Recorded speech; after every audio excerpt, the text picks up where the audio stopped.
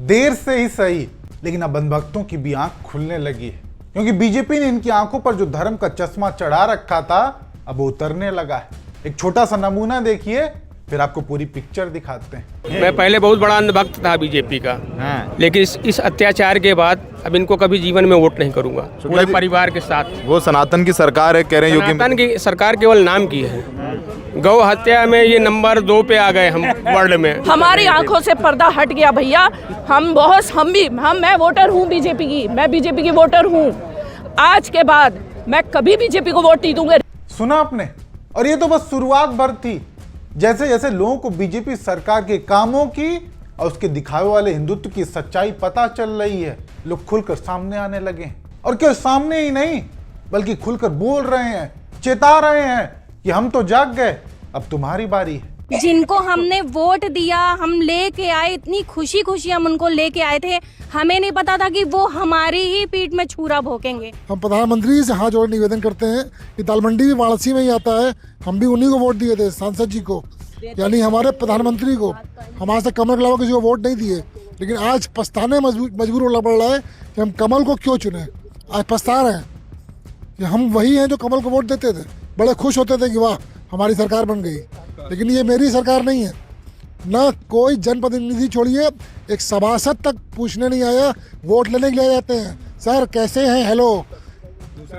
विधायक छोड़िए, सभासद जो है वो सबसे जो छोटा नेता होता है, वो भी झांकने नहीं आया कि मेरा वोटर जिंदा है या मर गया या मर जाएगा। संतों के नाम पर जिस तरीके से उत्तर प्रदेश और देश में ये वोट लेते हैं ना, ये आने वाले दिन में वही संत समागम इनको उत्तर प्रदेश से खदेड़ने का काम करेगा। 2027 में यही सनातन जो जिसका नाम लेकर ये डफली बजा रहे हैं, यही सनातन इनका विरोध करेगा और सनातन के नाम पर अब इनको वोट नहीं मिलेगा। बीजेपी सरकार के लिए बहुत बड़े खतरे की घंटी है, क्योंकि जिन लोगों ने इनके दिखावे वाले हिंदुत्व पर भरोसा करके इन्हें सत्ता पर बिठाया, आज वही उनकी सच्चाई जानकर इनको सत्ता से उतारने के लिए मुस्तैदी से तैयार हैं। और यही बदलता हुआ माहौल देखकर खुद बीजेपी के अंदर बगावत शुरू हो गई है, और वो भी खासकर योगी के खिलाफ। सीएम योगी एक तरफ जहां शंकराचार्य को इशारों में कालनेमी बता रहे हैं, वहीं उनके मंत्रियों ने भी साफ कर दिया है कि ये अपमान हम बिल्कुल नहीं सहेंगे। देखिए, त्यागपत्र देने का जो प्रमुख कारण है, जो शंकराचार्य जी के साथ अपमान हुआ है, बच्चे बट्टू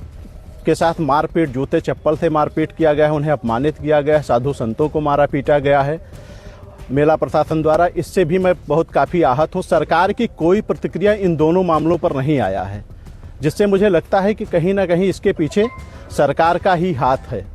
इससे मैं काफ़ी आहत हूँ। इस कारण मैं भाजपा के प्राथमिक सदस्यता से भी इस्तीफा दे रहा हूँ। परम पूज्य जगत गुरु शंकराचार्य श्री अविमुक्तेश्वरानंद सरस्वती जी महाराज जी का अपमान सनातन धर्म का अपमान है। कुछ दानव प्रवृत्ति के अधिकारी माघवेला प्रयागराज तीर्थ नगरी में हैं, जिन्होंने जगत गुरु शंकराचार्य जी का रथ रोक करके उनके शिष्यों की चोटी पकड़ करके सनातन धर्म को और हिंदुओं को अपमानित करने का जो काम किया है, वो बहुत दंडनीय अपराध किया है ऐसे अधिकारियों ने। वाकई जिस तरीके से एक ऐसी सरकार में साधु संतों को पीटा गया, बेइज्जत किया गया, जो सरकार इसी बिना पर ही आई थी, ये कहकर आई थी कि हम सनातन के रखवाले हैं, लेकिन आज उसी की सरकार में शंकराचार्य को पवित्र स्नान तक नहीं करने दिया जाता, उन्हें बेरहमी से पीटा जाता, अपमानित किया जाता, और ये पूरे देश ने देखा।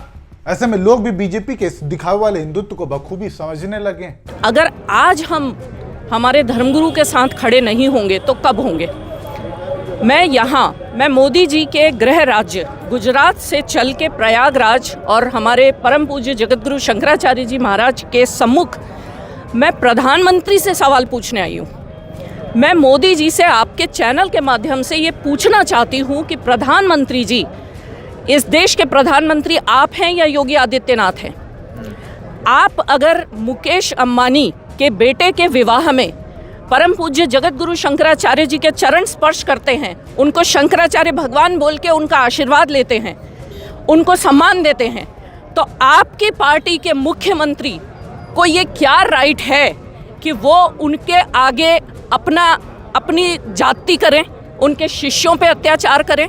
हम सनातनी हैं, हम पूरे विधि विधान, पूरे संस्कार अपने घरों में फॉलो करते हैं। और ये हमें किसी पॉलिटिकल पार्टी ने नहीं सिखाया है, न कभी कोई पॉलिटिकल पार्टी संस्कार सिखा सकती है, ये हमें हमारे गुरुओं ने सिखाया है। इसलिए मैं आपके चैनल के माध्यम से प्रधानमंत्री जी से ये पूछना चाहती हूँ कि अगर आप उनका चरण स्पर्श करते हैं तो आपका मुख्यमंत्री इतनी तानाशाही क्यों कर रहा है? हमारी आंखों से पर्दा हट गया भैया। मैं वोटर हूँ बीजेपी की, मैं बीजेपी की वोटर हूँ। आज के बाद मैं कभी बीजेपी को वोट नहीं दूंगा। रीजन क्योंकि इतने मासूम बच्चों को, जिन्होंने, क्या बोलूं मैं अपने मुंह से, मेरे को तो पाप लग जाएगा अगर मैं ऐसे शब्द भी बोलूंगी तो, उनकी शिखा पकड़ के जिस तरीके से मारा है ये कभी हम नहीं भूल सकते, और हमारे गुरुओं का जो अपमान किया है ये हम कभी नहीं भूल सकते। राम मंदिर बनने से क्या होता है? आप अपमान करिए साधु संतों का, राम मंदिर बना दीजिए, कुछ भी कर दीजिए, त्रिपुंड लगा के घूमिए, उससे क्या होता है? कहाँ के रहने वाले शुक्ला जी आप? हम तो यहीं इलाहाबाद प्रयागराज के हैं। बीजेपी को वोट देते आए हैं? बीजेपी अंधभक्त था, बता तो रहे। बीजेपी के अंधभक्त थे लोग, जैसे बोलते हैं ना टीवी की भाषा में अंधभक्त, लेकिन अब कभी अंधभक्ति नहीं होगी। आप नहीं देंगे बीजेपी को वोट? कभी नहीं।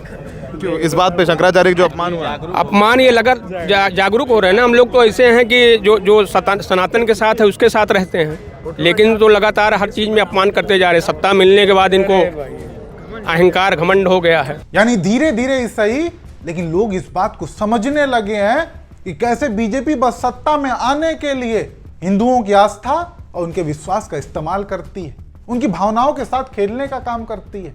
ऐसे में वो दिन दूर नहीं जब एक एक अंधभक्तों की आंख खुलेगी और वो इस सच्चाई को नंगी आंखों से देख पाएंगे।